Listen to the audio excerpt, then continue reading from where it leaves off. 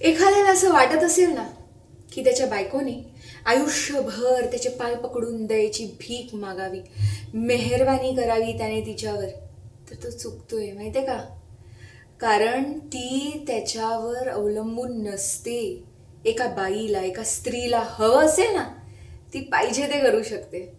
फक्त इतकीच गोष्ट असते की ती विचार करते, माझ्या नवऱ्याला मी प्रेम द्यावं, मुलांना प्रेम द्यावं, आई वडिलांना, सासू सासऱ्यांना सांभाळावं.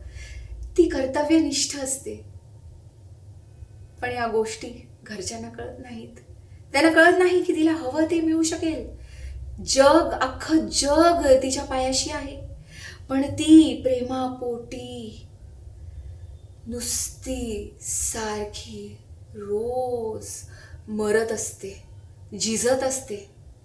पण एके दिवशी तिला समजतं हे सगळंच व्यर्थ आहे, आणि त्या दिवशी तिचा नवीन जन्म होतो.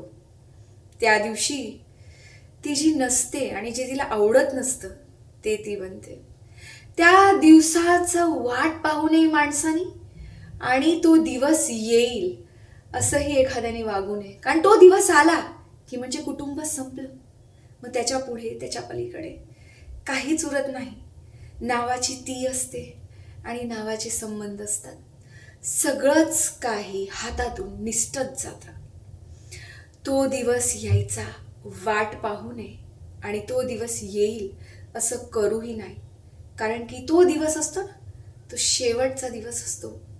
मग ती कायमस्वरूपी बदलते आणि वळून बघत नाही.